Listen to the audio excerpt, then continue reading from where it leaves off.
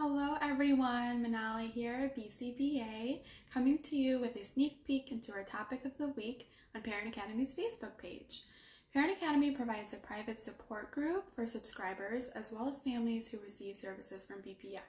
This week we are talking about challenging attention-seeking behaviors, which is only one function of behavior. Functions are the possible why behind a behavior. It's the intention. To determine if a behavior is attention-seeking, though, we look at the patterns of antecedents and consequences of said behavior with what we call an ABC chart. Here is one example of an ABC chart that I created from scratch. The A in ABC is antecedent. Typically with attention-seeking behaviors, the individual may be alone and without any interaction from anyone. Maybe you and others are doing other things like cooking or doing laundry. Maybe you are attending to other people like their sibling. The C in ABCs are consequences. So this is how you and others respond to that behavior and also how the individual responds to these consequences. This is getting the attention that they want essentially, either by some form or by a specific person, and then no longer emitting those behaviors once they get the attention. Examples of a certain form are maybe laughing, they get a laugh out of it. Maybe a reprimand is given, that's also a consequence that may reinforce the behavior. Maybe even getting a call instead of a one-worded text if that's what you're seeking. So how do we intervene on reducing these challenging behaviors? You change the ABCs. For antecedents, you want to prevent the behavior from even happening. You can do this by giving the individual the attention they want in the absence of those challenging behaviors and giving them a lot of it. Essentially, you are trying to satiate the need for more of this attention at a later time and avoiding any future challenging behaviors from occurring. Maybe even during a specific time, this would be valuable, like right after school or right before bed, if the patterns show this is when those challenging behaviors happen most often. So you are just trying to avoid it from even occurring. For B, alternative behaviors could be communicating appropriately what the individual wants exactly. So for individuals with unlimited vocal repertoire, it could be using sign language, visuals, an AAC device, or a physical motion like a tap on the shoulder in place of challenging behaviors like kicking, pulling, crying, any of those more aggressive behaviors as well. For C, consequences, a popular one intervention in ABA is planned ignoring, meaning you ignore the challenging behaviors and only give attention to the appropriate behaviors. You are not ignoring your child. You are not ignoring the individual. You're just ignoring the negative behaviors. Or you can just jump in with the prompt, teaching the desired behavior with some guidance. These could be in the form of just a verbal reminder, let's talk in a calm voice, or you can even model the appropriate behavior for them.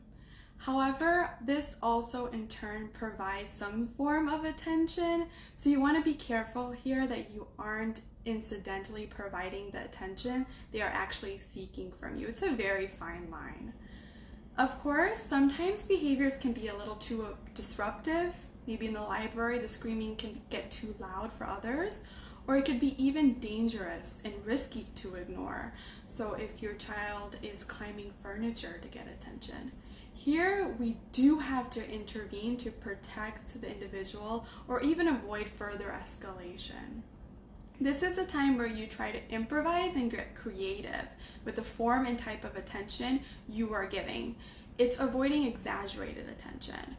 This could be done by limiting eye contact, using a neutral, almost emotionless, robotic voice, not giving the individual the specific reaction they are looking for again, but not the former behavior that reinforced these challenging behaviors beforehand, but a different form of attention. Now, there are many examples out there, and on the Parent Academy page, actually, I'll be going over several situations that I have intervened on myself and scenarios families have shared on the page. One fictional example I want to go over here that I'm sure most of you are aware of is from Family Guy, where Stewie, a young boy, and kind of bugs his mom Lois. Let me go over the situation. So let's go over the ABCs for this scenario. For A, antecedents, Stewie sees his mom laying in the bed. She's clearly tired, maybe has a headache. She's taking a break. So for B, his behavior is he walks in, sees her in the bed, and says, "Mom," in many variations, like 30 times, hence the title of my video here. The consequence to C is Mom gets up and yells, "What?" Very upset and annoyed, of course. Stewie smiles, says hi, runs away, and giggles. A very frustrating situation for Mom, of course. So how can this be handled? Well, one antecedent intervention, the A, could be teaching Stewie how to wait. So tolerating delays using a timer, reinforcing waiting skills outside of this situation. Then once it's mastered, she can tell him to wait until the timer goes off and then come into the room. If he does this, then he gets her attention. This way she could still get her break. Another way is reminding Stewie he will only get attention if he says "Mom" one time, and if he says it more than once, then she will not respond to him. She will not give him the attention that he wants. So using a first then statement, essentially. Setting those clear, measurable expectations is very important. Here, though, he's trying to get a reaction from Mom. He wants to bug her. And watching the show and knowing Stewie's learning history, the above will not be effective. So what Mom can do instead is not give him the attention he's looking for. No matter how many times he says it, she needs to ignore it. And this is hard. I understand. I've been in that situation. She could get up and walk away. She could turn her body. She could go into the shower if it's safe for her child to be alone, or with a spouse or partner or babysitter. Put some headphones on is a solution that one of my parents used. She listened to her favorite calming music. Otherwise, it would make her so anxious she would yell and scream and reprimand. Or sometimes she would pick him up and try to soothe him. Lois could essentially do this. She could pick him up and take him to another room, but not soothe him, not give him eye contact, not say anything, and then just leave him there and walk away. Or Lois could give Stewie the attention that he wants, but the first time he says "Mom," to not reinforce that whole chain of events, that whole sequence, which was reinforced in the past with her ignoring until she just couldn't take it anymore, and now it's become this whole episode. It looks like we got a few more comments, so before I go forward, I want to make sure. This is Mom, even when I'm sorry. Perfect! That's exactly the example I was talking about, Heather. The same thing that happened. I can actually leave a link of that funny video in the comments so you can take a look at it, and essentially just using all of these tips and try them out and let us know how they go. It's hard, and I want to tell you a little bit more about extinction bursts. So when you're trying to extinguish a problem behavior, when you're running through these interventions, they're going to increase before they decrease. So you have to stay strong those first few times you're using an intervention, because it will escalate. And yeah, exactly. So it will escalate. If the talking doesn't work, then they're going to do some other things. If saying "Mom" alone doesn't work, well, then let me try pushing her buttons by hitting her, for example, Heather. That's when I would say use those antecedent interventions. Teach him to appropriately ask you, and when he does ask you, give him that attention every single time. And then in the future, you can look at pulling away that attention. But first thing we want to do is teach appropriate communication, appropriate ways to ask for attention, and then reinforce that behavior with attention. If he does start to hit, then we don't want to give him the attention he's looking for. Give him like a neutral response. Remind him that he's not supposed to hit. Possibly if someone else can help you, they can jump in so that you're removing the attention that he's seeking, which is you at that moment.